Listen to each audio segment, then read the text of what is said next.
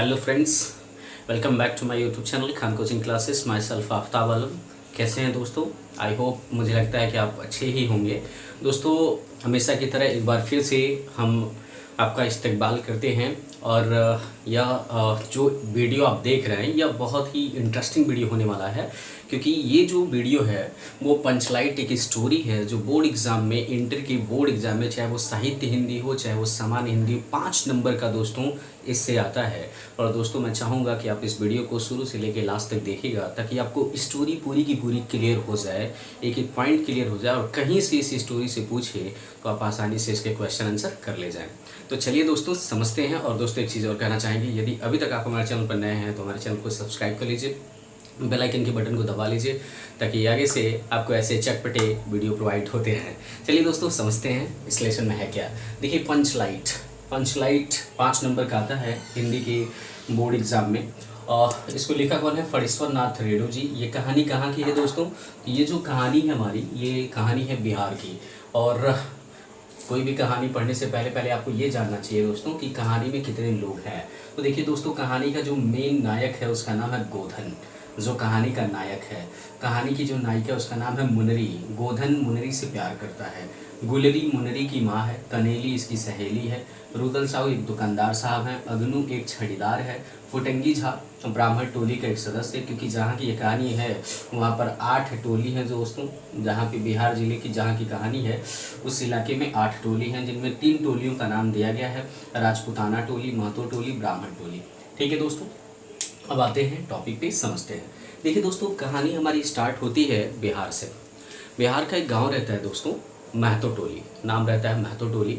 और महतो टोली के लोग पिछले 15 महीने से चंदा एकत्रित करते करते 15 रुपये एकत्रित कर लेते हैं। बाकी सभी गांव के टोलियों में, जितनी भी टोलियां थीं बिहार में, सबके पास लालटेन वगैरह जो भी था वो सारी चीज़ें अवेलेबल थी। लेकिन महतो टोली के पास कोई भी चीज़ अवेलेबल नहीं थी। तो पिछले 15 महीने से 15 रुपये कलेक्ट किए थे सर। और रामनवमी के मेले पर जो उसका मुखिया होता है वो सोचता है कि एक पंचलाइट खरीदा जाए। तो जो पैसा एकत्रित होता है 15 महीने में 15 रुपये, उसे लेके जाते हैं सब दुकानदार साहब के पास। और दुकानदार से क्या करते हैं, वहाँ से पंचलाइट खरीद के लेके आते हैं। लेकिन पंचलाइट जब खरीद लेते हैं तो पंचलाइट खरीदने के बाद 10 रुपये भी बच जाता है।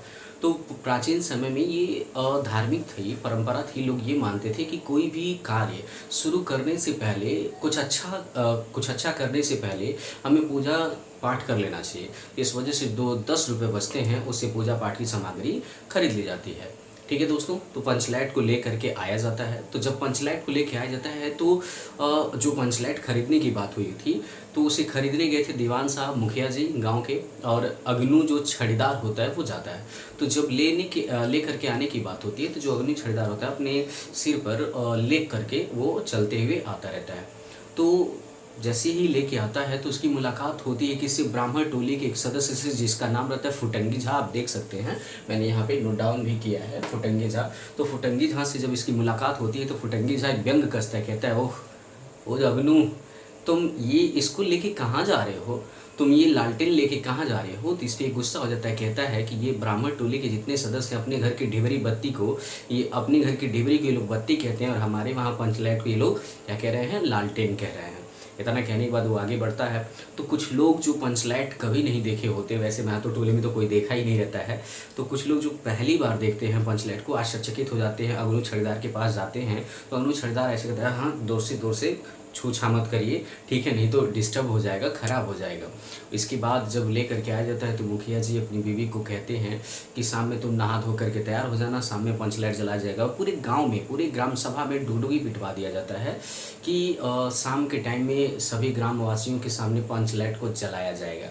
और जो कीर्तन मंडली का जो मेन सदस्य होता है जिसका नाम रहता है मुलगैन, और उसे भी बुला लिया जाता है ताकि जब पंचलाइट जले तो पंचलाइट जलने के अवसर पर वह कुछ गाना वाना गाए। तो यह जब आता है तो ये कहता है, पहले ही मैं तुम लोगों को, जिसने भी इसके बैंड में रहते हैं उन सभी लोगों को पहले ये कहता है कि मैं तुम लोगों को पहले ही समझा दे रहा हूँ कि अगर आखिरी राग में तुम लोग 1.5 किए तो एकदम से कल से तुम लोग को बाइकाट कर दूंगा। ये सारी व्यवस्थाएं हो जाती हैं। अंततः शाम होता है और पूरा डुगडुगी पीट दिया जाता है कि इतने बजे पंचलाइट को जला जाएगा। लेकिन जो टाइमिंग रहता है निर्धारित समय से कुछ समय पहले ही गाँव के सभी लोग एकत्रित हो जाते हैं, क्योंकि उस गांव में पहली बार पंच लाइट आया था। और जानते हैं दोस्तों कि जब कोई इलाके में कोई चीज़ पहली पहली बार आता है तो उसे देखने के लिए काफ़ी ज़्यादा भीड़ लग जाती है। तो वैसे पंच लाइट को देखने के लिए लोग काफ़ी ज़्यादा भीड़ लगाए थे, इतना ज़्यादा भीड़ लगाए थे कि सभी लोग खड़े थे। तो वहीं पर मुखिया जी ऐसे चारपाई पे बैठे हुए थे। तो मुखिया जी अब अपनी बड़ाई शुरू करते हैं, कहते हैं गांव वालों से, जानते हो तुम लोग, जब मैं गया था ना दुकान पे, तो जैसे ही मैं दुकान पे गया तो वहाँ जब मैंने इसका दाम पूछा तो उसने बताया 5 कौड़ी। उसने बताया क्या, 5 कौड़ी, 5 रुपये। तो मैंने उससे कहा, जानते हैं दुकानदार साहब, मैं ऐसे ऐसे पंच लाइट बहुत देखा हूँ, और अगर आपको देना है तो 5 रुपये में दीजिए, नहीं तो कोई बात नहीं। तो दुकानदार मुझ पे क्या किया, मुझ पे कहा कि लग रहा है कि आप तो गांव के मुखिया हैं, चलिए मैं आपको 5 रुपये में ये दे देता हूँ। उसके बाद 5 रुपये में ये वो जो पंच लाइट होता है लेकर के आता है। तो उस गांव के जितने भी सदस्य होते हैं सब ताली बांधने लगते हैं, सब ताली बजाने लगते हैं, मुखिया जी की चतुराई की प्रशंसा करने लगते हैं। दीवान साहब भी कहते हैं, तुम लोगों को पता है जब मैं वहाँ था ना तो जो पंच लाइट निकालने वाला नौकर था इसका, दुकानदार का, वो इसका डिब्बा रख लिया था, लेकिन मैंने बड़े चालाकी से इसका डिब्बा भी मांग लिया। ठीक है, तो उसकी भी बुद्धिमान की लोग प्रशंसा करते हैं। ठीक है, और इसके अतिरिक्त जो अग्नु छड़ेदार होता है वो कहता है कि जब मैं पंच लाइट को लेके चल रहा था ना तो इसमें से सन्न सन्न की आवाज़ें आ रही थीं। तो लोग उसकी भी शाबाशी करते हैं, प्रशंसा करते हैं। शाम हो जाती है, अचानक जैसे जैसे अंधेरा होने लगता है लोगों में उदासी छा जाती है। क्यों? क्योंकि पंच लाइट को जलाएगा कौन? पूरे ग्राम सभा में कोई नहीं था जो पंच लाइट को जलाना जानता हो। अब जो भी गांव के लोग थे सब के सब उदास हो गए, बताओ पंच लाइट तो खरीद लाया, लेकिन इसे समझ में नहीं आ रहा है कि जलाएगा कौन। लो वही बात हो गई, कौन सी बात? वही बात हो गई, गाय लूँ तो दूहे कौन। ठीक है, और लोग मुखिया जी की इस बेवकूफ़ी पर लोग थोड़ा सा हंस भी रहे थे और गुस्सा भी हो रहे थे कि पंच लाइट खरीद के लेके आ गया है, लेकिन इसे पता नहीं है कि कैसे जलाना है, क्या करना है, कुछ समझ में नहीं आ रहा है। तो ये बेचारा मुखिया जी काफ़ी ज़्यादा उदास हो जाते हैं। तभी उसी महतो टोली का एक सदस्य दौड़ते दौड़ते आकर के मुखिया जी के कानों में बताता है, मुखिया जी जान रहे हैं, ब्राह्मण टोली राजपूताना टोली के लोग कह रहे हैं अपने मुखिया जी से जा करके कहो कि वो पंचलाइट के सामने कान पकड़ करके 10 बार उठे बैठे तो पंचलाइट ऑटोमेटिक क्या हो जाएगा, जल जाएगा। तो मुखिया जी बेचारे उदास हो जाते हैं और कहते हैं भगवान ने उन्हें हंसने का मौका दिया है तो वो तो हंसेंगे ही।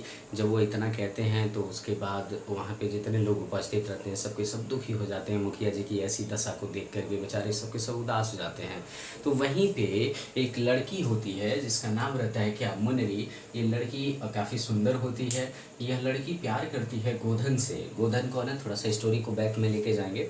गोधन एक ऐसा शख्स है जो कहीं से आकर के इस गांव में बसा था और दुकान चला रहा था, लेकिन टैक्स नहीं भर रहा था। तो मुखिया जी को गुस्सा लग रहा था और वो उसको निकालना चाहते थे गांव से, लेकिन उन्हें कोई पुख्ता रीज़न नहीं मिल रहा था किस कारण से निकाला है।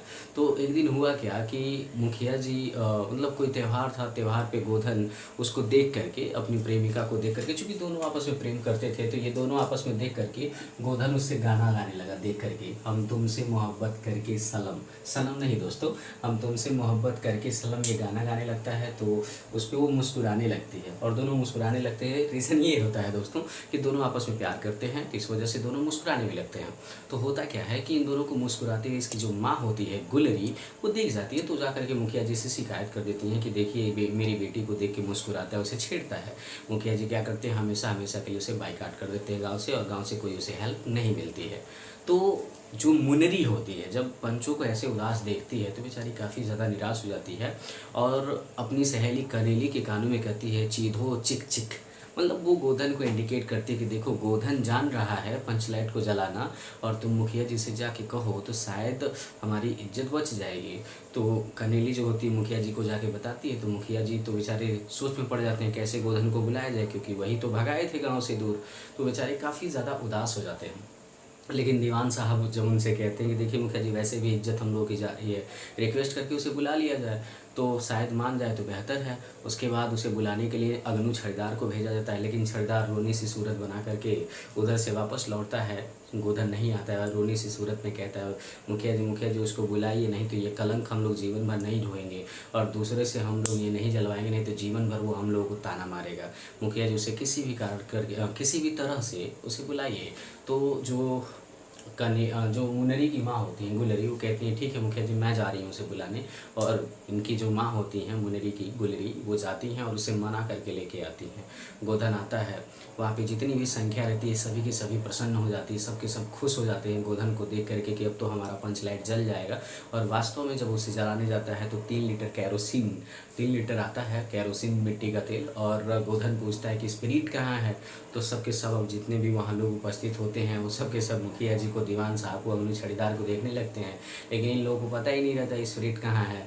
तो सब के सब उनके ऐसे नासमझी पर हंसते भी हैं और गुस्सा भी होते हैं। बताओ कितना चूतिया मुखिया है, इसे कुछ पता ही नहीं है कि स्पिरिट क्या होता है क्या नहीं होता है, अभी तो ताली बजवा रहा था हम लोगों से।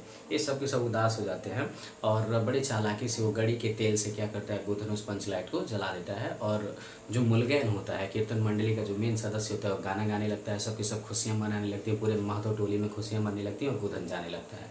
तो जब गोधन जाने लगता है तो जो उसका मुखिया होता है वो कहता है उसे बुला करके, रुको तुमने जाति की इज्जत रखी है, तुम्हारा 7 खून माफ़, खूब गाओ सलीमा का गाना।